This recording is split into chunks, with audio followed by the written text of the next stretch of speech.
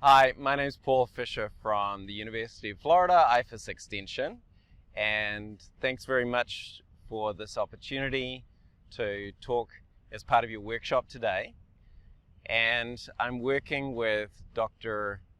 Richter as part of a big project on superfoods as part of a CEDIT program for emerging agriculture enterprises here in the state of Florida. And in front of some of the camellia tea plants that we grew as part of this project, and I'll show you the other plants that we've been working with as well, ginger, turmeric, and lemongrass. And all of those different species can be used as potential beverage tea type plants. So what we're looking at here is 5 different varieties of camellia being grown for tea, and we produced these plants in 5 locations around the state. That was Gainesville, Live Oak, Apopka, Plant City, and Homestead. And they're all in containers. They're in 5-gallon pots with peat perlite growing media, and we applied a 15-9-12 type of controlled release fertilizer, a 5 to 6 month product, and we're about to refertilize it again. We planted them in July last year, and there are 5 varieties that we're producing: Sochi, Fairhope, Assamica, small leaf, and large leaf camellia tea. And the plant material that we got was from tissue culture liners from AgriStarts for 4 of those varieties, and the Fairhope came in 1-gallon containers that were from Dr. Richter's program. And so you can see how large these plants are, having gone through almost a year of production. They're starting to flush out again for the coming season as it gets nice and warm here in Florida. And they're grown in a shade structure here, a simple shade structure, and we had night interruption lighting because we had some different crops that we were trying to keep growing under long days as they went into the winter last year to keep them actively growing. And they're under drip irrigation with clear water.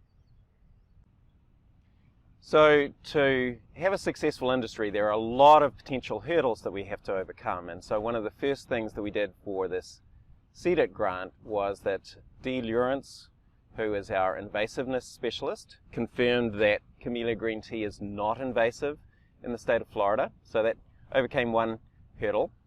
And then we need to have varieties that work for us here under our conditions. And this is Sochi, this particular example here, and again, this was planted into these 5-gallon containers in July 2020, so we're coming up to somewhere around 9 or 10 months of growing in this shade structure. And almost all of the varieties, 4 of the 5 varieties, had 90% or better survival and establishment from our initial plants. But the weakest one was Assamica, and you can see it's holding on here, but we only had about 80% average survival in the different locations. So,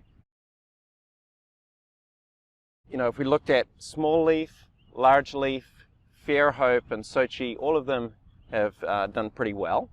But this is a fairly slow growing plant. I mostly work with nursery crops, and I could see that, you know, in this type of container, after a full year of growing, I think I would have a nicely established plant that I could sell into a retail nursery type of environment. And we're just going to be taking some of our first harvests this year under Dr. Richter's directions here. And so we're almost at a harvestable stage in terms of having a first flush of tips from what I understand from Dr. Richter. Some other things that we've learned: definitely need shade.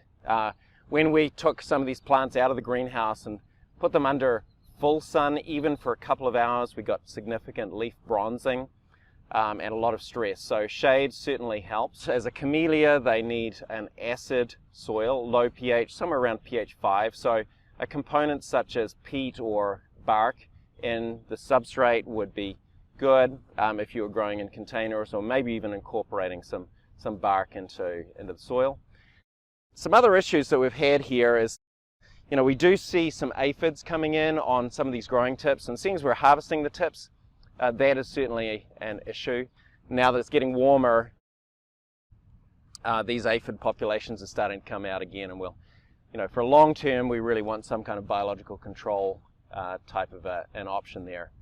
So overall, it's an interesting crop, and we're learning along with you, and looking forward to getting our first harvest this year.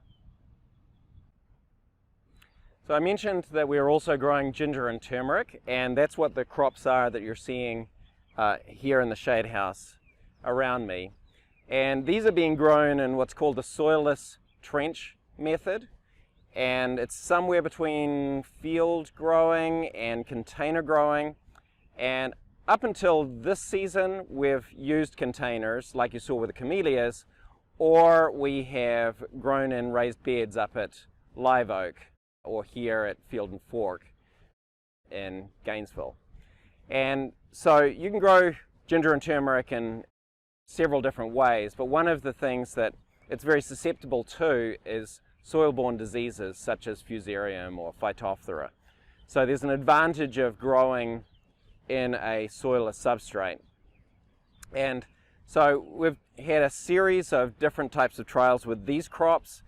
With ginger and turmeric, you harvest the rhizome, and your harvest period here is going to be between October and January here in Florida.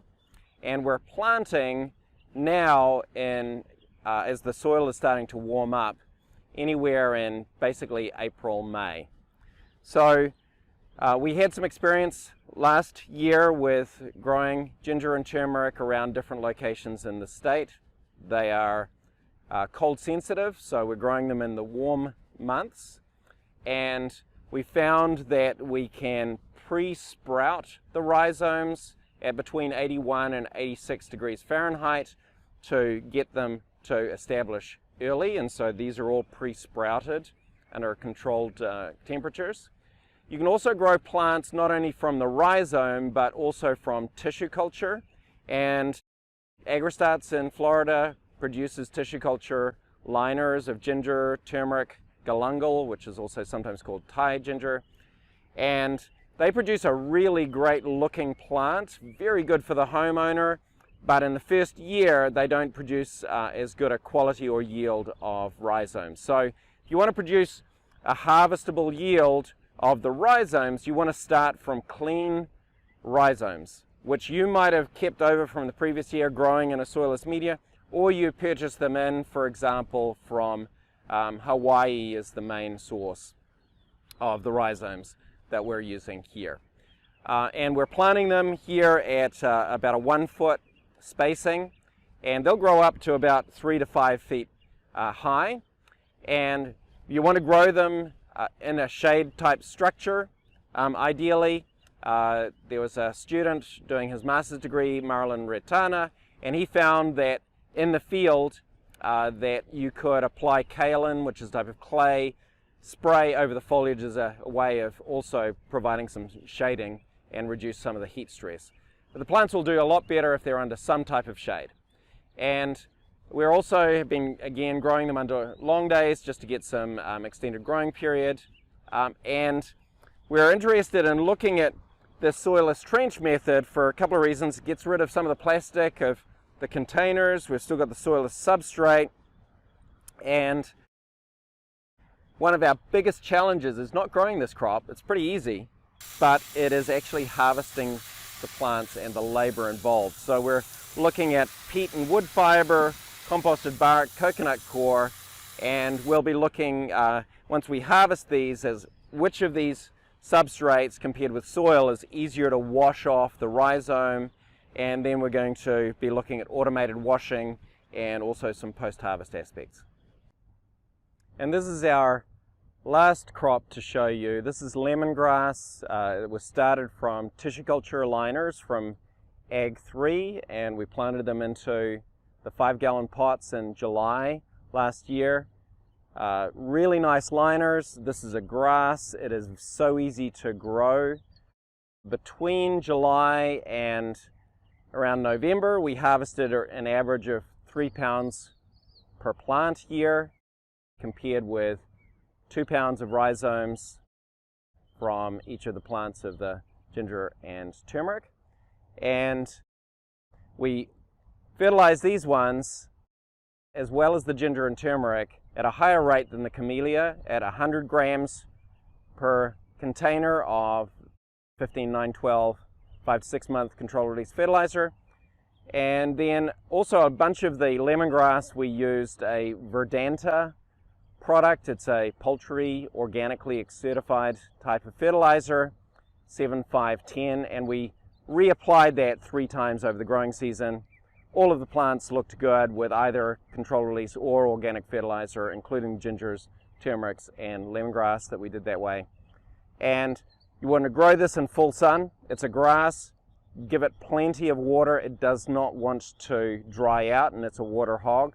Very easy crop to grow. And other possible markets for this, there's essential oils as well as the dried product for a tea, and also the sprouts for Asian type cooking. So I'd just like to thank you for taking the time to look at the results of some of our trials. Funding from UF IFAS Research and Extension through the CEDIT program. All of my many colleagues who are working on these really interesting alternative crops, including Dr. Spakes Richter, and from AgriStars and Ag3 for providing the plant material.